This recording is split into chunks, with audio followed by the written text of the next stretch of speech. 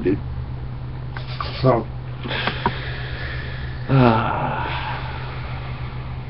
So you realize I'm rusty as shit with YouTube videos.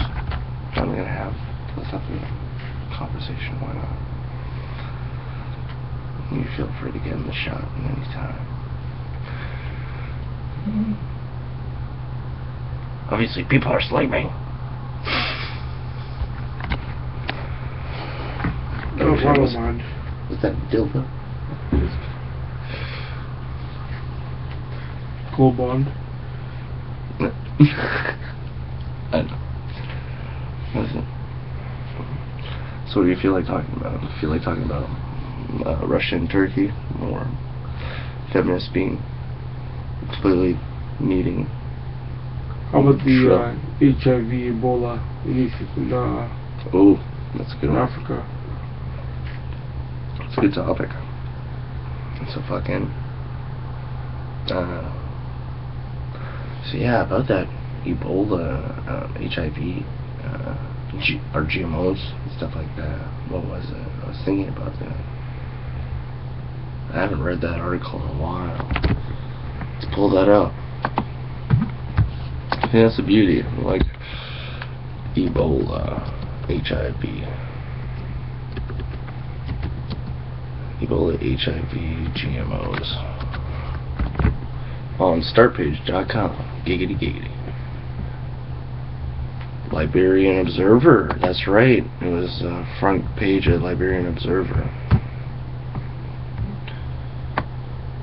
Ebola AIDS manufactured by Western Pharmaceuticals, U.S. Department of Defense.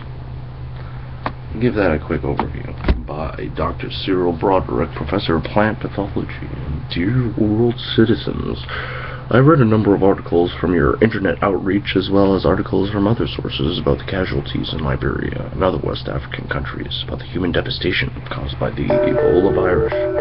About a week ago, I read an article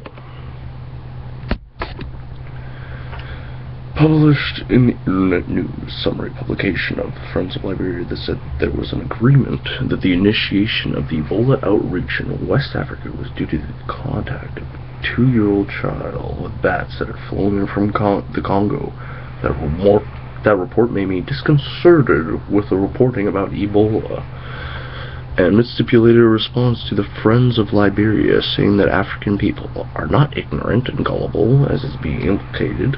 Response from Dr. Verlon Stone said that the article was not theirs, and that Friends of Liberia was simply providing a service. He then asked if he could publish my letter in their internet forum.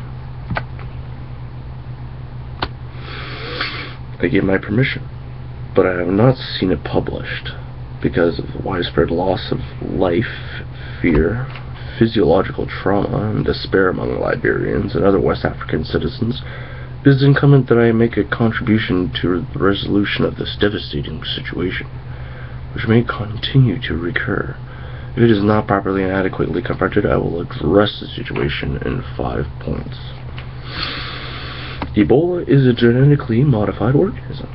Horowitz, 1998, was deliberate and unambiguous when he explained the threat of new diseases in this text: emerging viruses, AIDS, and Ebola. Nature, accident of intentional.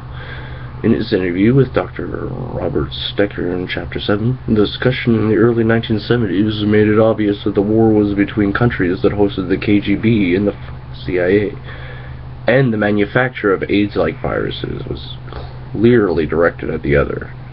In passing during the interview, mention was made of Fort Detrick, the Ebola building, and a lot of problems with strange illnesses in Frederick, Maryland. By Chapter 12 in his text, he had confirmed the existence of an American military medical industry, worth repeating, that conducts biological weapons tests under the guise of administering vaccinations to control diseases and improve the health of black Africans overseas. The book is an excellent text, and all leaders plus anyone who has interest in science, people, and intrigue should study it. I am amazed that African leaders are making no acknowledgments of reference to these documents. I'm amazed that African leaders are making no acknowledgments of or reference to these documents. Amazed. He's a doctor. He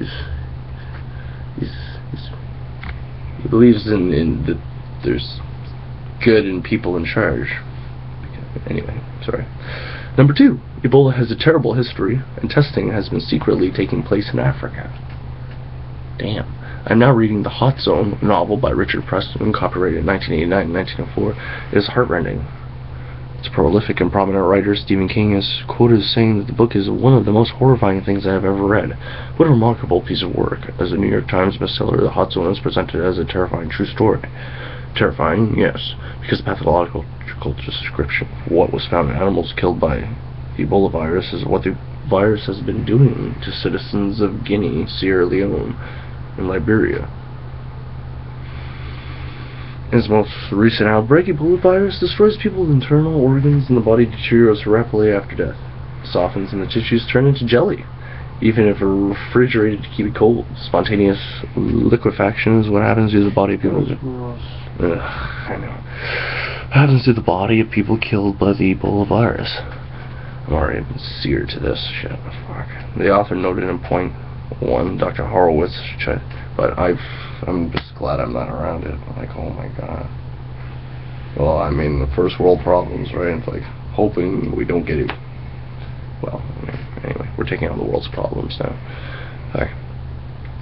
The Hot Zone is presented as a terrifying true story. Terrifying, yes, because the pathological description of what was found in animals killed by Ebola virus, in Guinea, Sierra Leone, Liberia. Alright, Liberia is who had the highest growing population, or something like that in Africa. And then, like, oh, we got Libya, you know, which was like the highest GDP, whatever. GDP, thank you. That's why I think I only have like 15 minutes. Oh, we go 7. Okay, we're halfway through. Okay. Terrifying true story.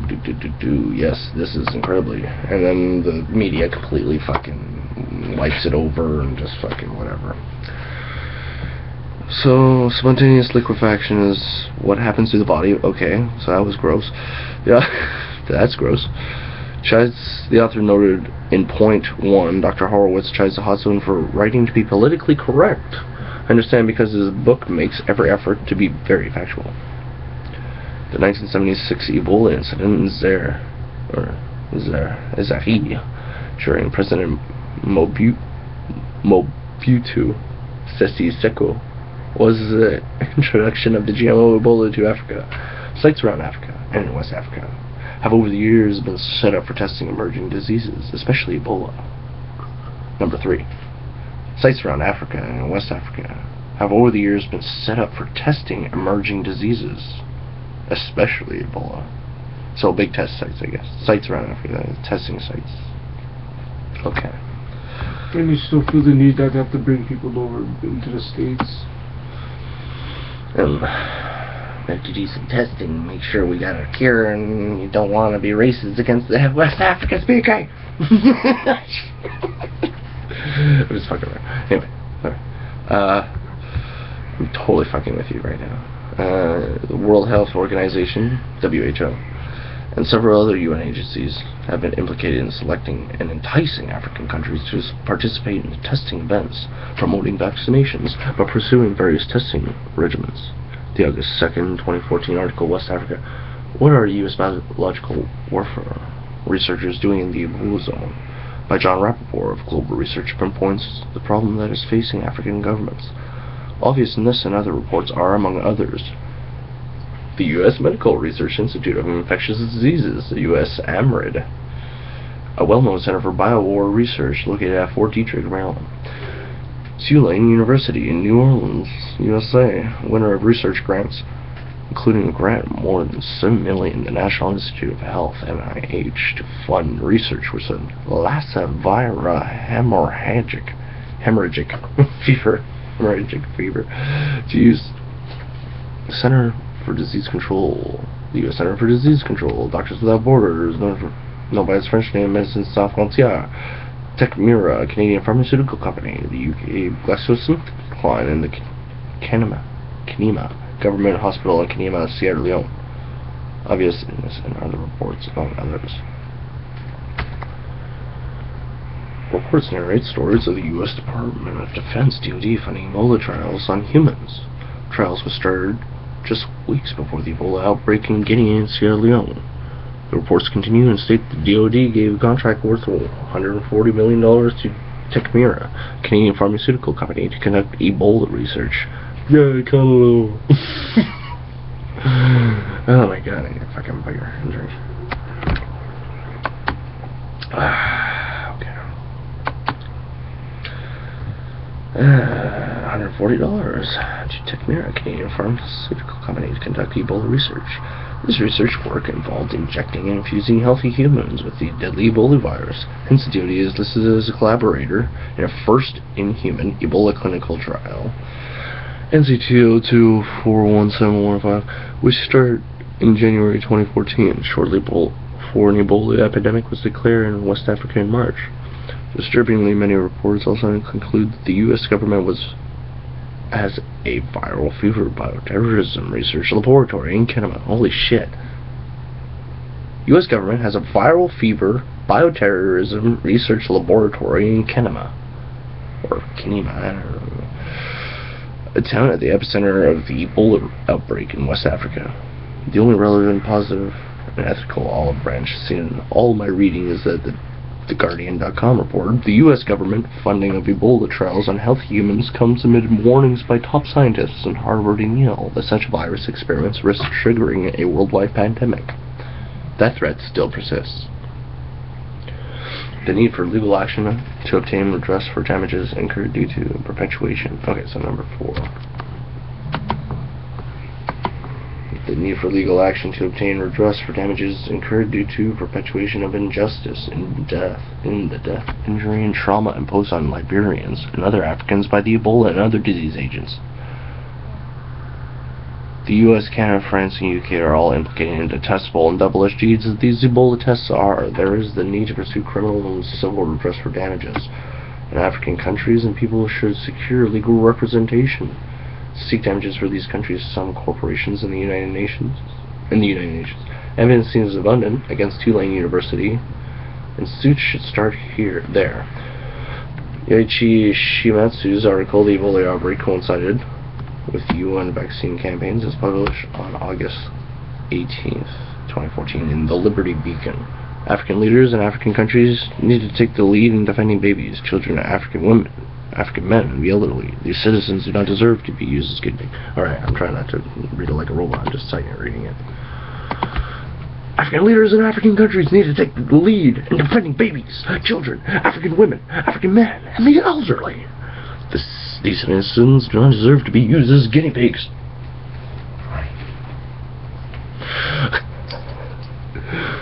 Africa must not relegate the continent to become the locality for disposal and deposition of hazardous